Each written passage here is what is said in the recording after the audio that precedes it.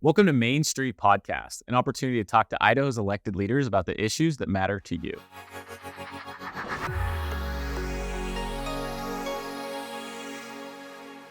Welcome to Main Street Idaho. We're here on the podcast with a very, very special guest today, State Superintendent of Public Instruction, Miss Debbie Critchfield. How are you, Debbie? I am doing fantastic. Merry Christmas. Is your house all decorated? It is. That was part of the Thanksgiving week was to get that done. So I joined the early bird club. Hey, good job. How's the Christmas shopping coming along? I'm not in the early bird club. We'll get there. Thank heavens for online shopping. Do you know what Dale wants this year, and has he been good enough to get it? Yeah, to jump into this world that we're in now, absolutely. I love it. So we've had a congressman on here. We've had a lot of state senators, state representatives. This is the first time we've ever had somebody on here that has their own podcast. So I'm a little intimidated because it's host to host right now. And out of the two of us, I clearly have no idea what I'm doing. But let's do a plug for the Superintendent podcast. Talk us through that. Well, let me say that I had some experience when I was the communications director in Cassia County School District. I started a podcast, 4 or 5 years ago, just as an experiment for myself because I enjoyed them. And that is one of the things I wanted to bring with me. It is an opportunity in 10-minute snippets to learn something, to explore something, to highlight, to showcase anything about education. And it's really designed for anyone that has an interest in education. It could be parents, it could be educators, policymakers, my neighbor. And so there's some things that are real informational, like we want you to know and understand something. And then other things are just to talk about exciting things happening. Yeah, I love it. I've listened to all of them. You can find them I watched them all on YouTube, but they're on Spotify, anywhere you get your podcast. So I'll do a big plug for those. Now, your official title is the State Superintendent of Public Instruction. I think that may feel self-explanatory at times, but there's probably a lot of people out there that have no clue what that entails. So as you're out, what is it? So when you're out visiting the schools, how would you explain your job to an 8th grader? Well, I talk about the constitutional role of the state superintendent, that it is in the Constitution. It dates back from the very beginning of when Idaho gained statehood, and so it is an important and critical job in a number of ways. One of the things that I do is I am the advocate for the public schools budget. That's one of the roles that I have. And so monies that are appropriated by the legislature start in a process where you go and propose a budget. And so that is one of the assignments that I have.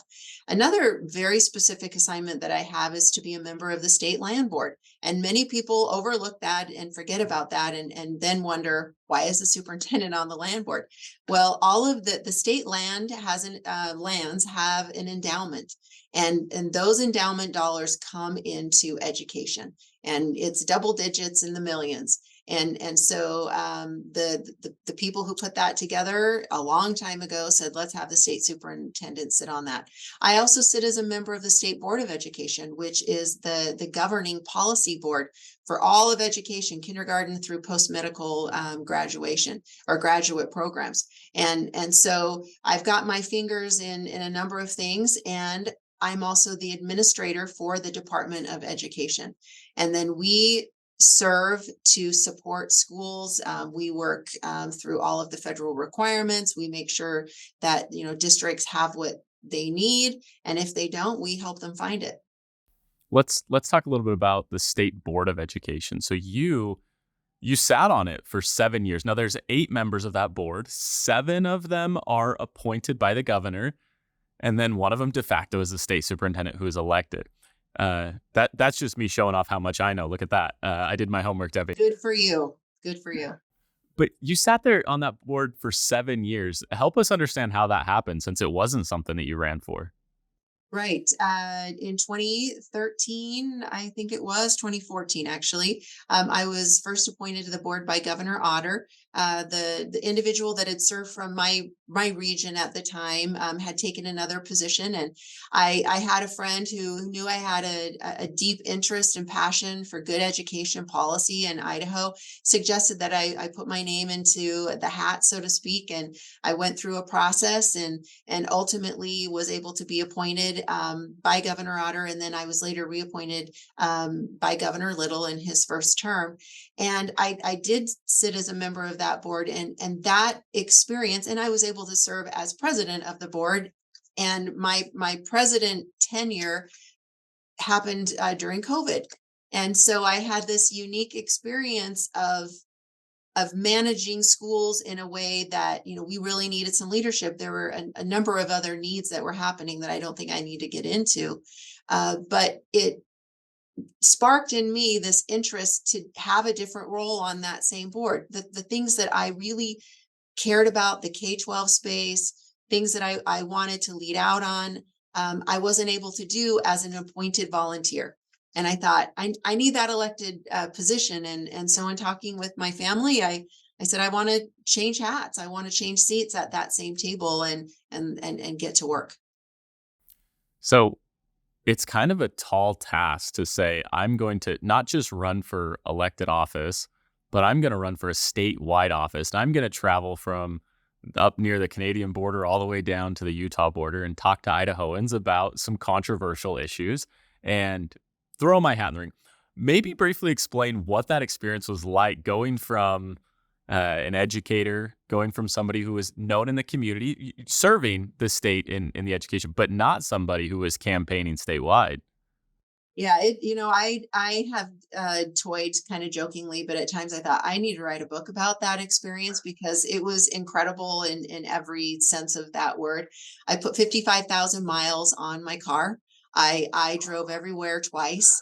I jokingly said, "Hey, if I don't get elected, I'm gonna, hire out as a tour guide of this incredible state that we live in." I knew where every small town was. I knew all of the things, and I that's how I wanted to approach this. I wanted people to hear from me in this day and age of social media, where people can put out literally anything that they want and say things and create these narratives around candidates.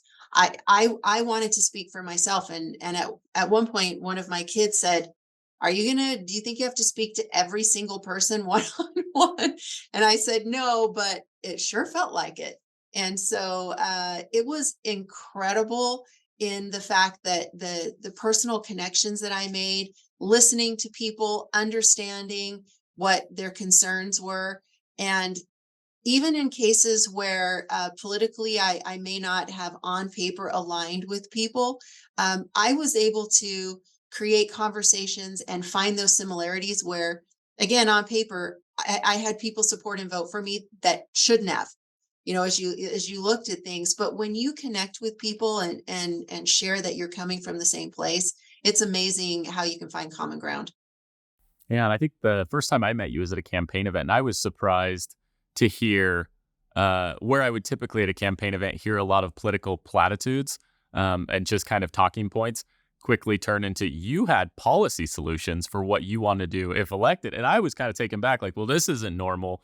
We talk in generalized terms, not in, specifically policy wise, how are we going to solve this? So I want to go into a few of the policy solutions that you suggested you were going to take on in your campaign. We're only in year one of kind of cracking away at this, but let's talk about how it's going. So first, you talk a lot about outcomes. A lot of your lens that you view success by is outcomes. How is this actually going to affect what we're trying to get it to affect? A big outcome or a big key indicator on outcomes for student success is parental involvement. Why is that? Well, hopefully people, as you ask that question, your listeners are already like filling in the answers themselves. This is how I've thought about it's a three-legged stool, and you have the student who has to be engaged. I mean, learning isn't something that just happens through osmosis or just, drops in. You've got to have an engaged student that wants to participate in their own learning. There is that student responsibility piece. And then you have the teacher. They're the expert in the classroom. They're the ones that have gone through the training. They have a professional license. It is their job to take the information and communicate that in a way that there's understanding, that there's knowledge. And then you have the parent who's the expert on the child. And when you combine those three things, that's the perfect recipe or the formula for success. I personally had 4 children that went through the public school system. And I know that when I sat down with the teacher and I approached it in a respectful way, that they have the professional skills and tools to get the things done in the classroom that I would expect. When I layer in the things that I know about my child and you combine those two very important pieces of information, you've created an environment where the teacher understands what your child needs or the learning style that your child has. And then you want to work with the teacher so that then they can take the skills that they have and help your child be successful. So you promised that you were going to better foster parental involvement where possible, and you introduced a parental bill of rights of sorts. What was the thought process behind that? It was to codify really what parents are already doing, should be doing. One of the things that I've heard a lot about, I've been involved in education through, being a substitute teacher to being on a local board, state board, and now this for more than 20 years.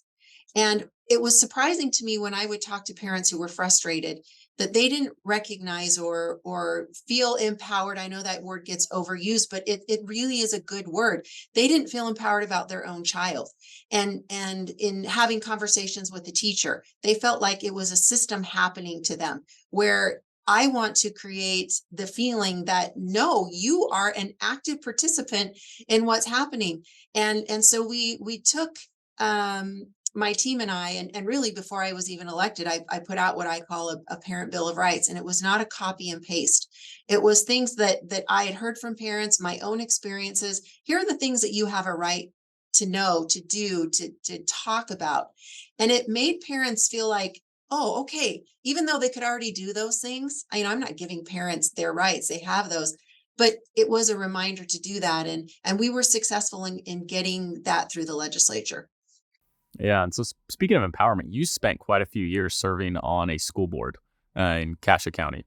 And how did that experience as a school board member kind of translate into Debbie, candidate for state superintendent, who was campaigning on encouraging and strengthening local control? So I had this unique experience in Cassia. It's a consolidated district that makes up really 5 unique major communities. And so countywide, you have a school board that comes together that's represented in different zones by different board members. But as someone coming from Oakley, I then had a perspective of how we had to work together to satisfy the needs and interests of all of the communities as a countywide school board. That experience served me very well going up to the state level, because that was the same job and role that I had as president of the Board of Education, or now as superintendent. We have unique characteristics that are specific to special needs in different communities, but we also need to look at it as a whole. How does one thing help or hurt individual districts? And so that was a great training ground for me in a small contained way to be able to get to the state level, to understand the interests at a large scale and really individually. Debbie, doesn't it seem counterintuitive for an elected leader to disseminate power away from their office? Doesn't that seem opposite of what a typical politician would do? Is you're trying to push power more towards the school board to make those decisions rather than consolidating it? It might, but that's my approach on this, that, my role and job is to advocate for the resources and then support informed decision-making at the local level. Believe it or not, at the capital city, they don't have a clue of what it's like to be in Leadore on that school board and to know what those unique challenges are. And if you get it to the north part of our state, Boise might as well be a million miles away. And so to me, that the success that we have happens at that local level. And so we don't want the state to get in the way of that. There are standards and things that we expect. So parental rights, as an example, you shouldn't have to feel like, well, I guess I'm lucky enough to be in this district to be supported as a parent. There are things that we want to have consistently around the state. Beyond some of those standards, we need the flexibility. Our local boards need that flexibility to use those resources and reflect the interests and the priorities of their local community. And I believe, and I'll get, I don't know how to do everything perfectly. I'll get better at this. But because of the experiences that I have, I feel that I am in a unique position to be able to do those things. Yeah, no, you definitely come with an interesting resume that allows you to touch so many different facets of education. One thing that I think the legislature, kind of through your direction and the governor's direction, has really taken up is this idea of better preparing our students for the workforce. That was something that was important to you as you were running for this. Talk us through what your office is doing to kind of better meet the demands of this state's economy. Well, we need to have measures. It's not just a test that a student takes in the spring, but to me, we want measures and evidence that we've been successful in the schooling process. That our high school diplomas need to mean something, and to me, that meaning is I can take care of myself. I can financially take care of myself. I'm prepared in ways that I can take advantage of the options that are in my own backyard. And so one of the three things that I harped on consistently, during the campaign, but really even before that, was more attention to developing skills, to workforce abilities, and how we prepare our students. They want a jump start in high school. And so we were able to be successful again in the legislature in getting a $45 million one-time appropriation for what we're calling the Idaho Career Ready Students Grant.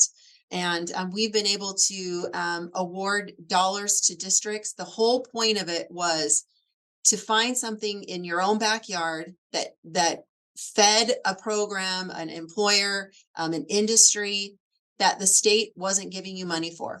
And of the $45 million, we have awarded $36 million already. The money just became available July 1. We've had $111 million worth of requests. So you want to talk about highlighting and showcasing. We knew there was a need. I've been talking about this for years. We have this need in the career technical education arena. $111 million in requests. We still have money to award. We're going to get more. My hope is that I'll be able to go back to the legislature in a year or two and say, look what we did with the investment that you gave us. We're now creating more pathways and more opportunities for our students in St. Mary's or our students in Ammon. And this is how we're doing it. And this is where we want our dollars to go. Oh, that's fantastic. I'm going to be excited to see what those programs look like and how each district tailors them for their own needs. So I think that's fantastic. This will sound really greedy, but that could be another podcast. We could really talk about what we've awarded and the programs that are being created, from forestry to fish hatchery to meat cutting, and how we're preparing our students. It's been so exciting and just so satisfying for me. Well, I'm going to get you on the record here saying you're going to come back to talk about that with us. I would love it. Okay, two important things we definitely have to cover, and you knew they were coming. You talk about students graduating with skills. We hear over and over again, and we see like the memes on Facebook that show, I know what osmosis means, or I know that the mitochondria is the powerhouse of the cell, but I have no idea what a credit score is, or I don't even know if a 401k is a marathon or what that means. You campaigned and delivered on making financial literacy a graduation requirement in Idaho. Talk to us about that. I'm so proud of the effort, and you were a part of the support. Listen, when a candidate or just anyone who wants to serve, and that's really how I see myself, I've got an opportunity to serve. When you can find that one issue that no one disagrees with and everyone supports, you run with it like crazy. And financial literacy, personal management skills was that thing. There wasn't anybody of any political flavor or color that disagreed that our students need to have that ability. And what was so cool to me was parents saying to me, not only does my kid need it, I wish I could go back and take that class. And as I got into this and learned that Idaho is now among one of the first states in the country to require this as a graduation requirement, it gives me just that it gives me power in thinking Idaho can be a leader in so many other things. And I had a mom at the beginning of the school year, right around registration, so August time.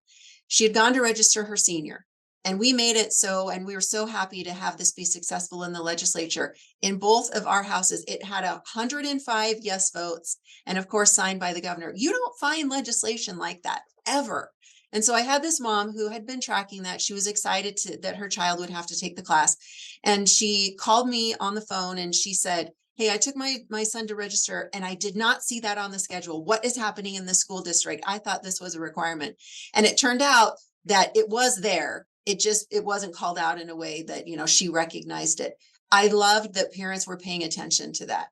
And so as we see students become just more knowledgeable about not only future decisions, but we have so many students that are already making important financial decisions in high school. We have students that support themselves, that help support their families.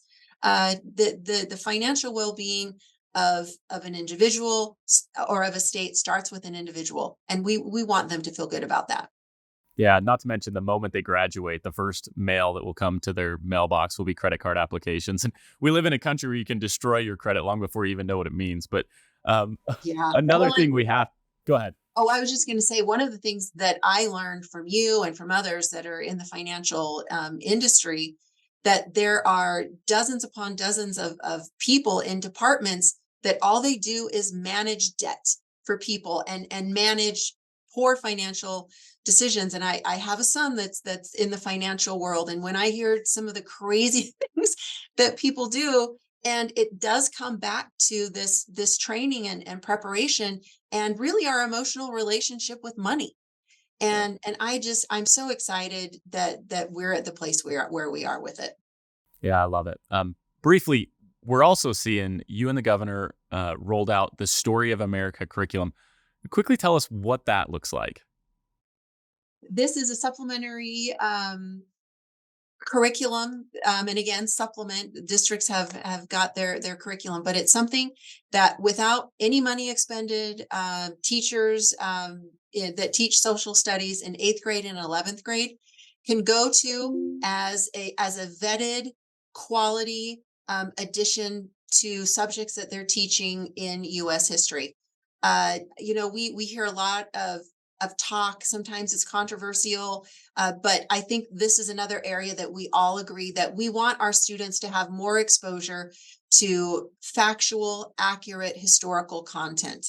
And we had an opportunity with expiring COVID dollars at the state level to invest in something that would be a benefit for all of our students. And so as the governor and I visited on what could we do, we believed that this was one of the most important ways that we can support good learning. It takes pressure off of teachers who are already supplementing their curriculum, but it puts in a teacher's hand a very modern, interactive, free, online resources that I believe match where we are in Idaho on how we want to talk about history. Well, Superintendent Critchfield, we love the optimism that's coming out of your office. You've surrounded yourself with some brilliant people. We didn't talk about funding formulas. We didn't talk about facilities. We didn't talk about, there's so many things we didn't get to cover, but it's just, I think it's a testament to how busy you are that all of these different facets of education touch your job. As we wrap up today, why don't you tell us what you look forward to when it comes to Idaho being an educational leader? I want other states in our country to see the success that we have, the achievement, the growth, the way that we are aligning what our needs are in our state and what our needs are in our communities and with our students in a way that we're satisfying. We're checking all those boxes.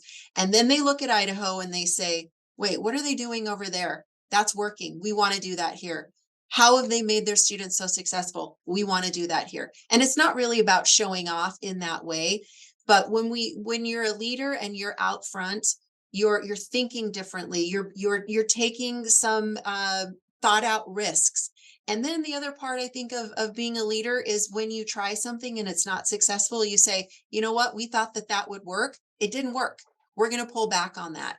And one of the things I think has happened over time is there's been a lot of great new ideas, and some of them are hamstringing us now because they don't match up with the context that we're living in.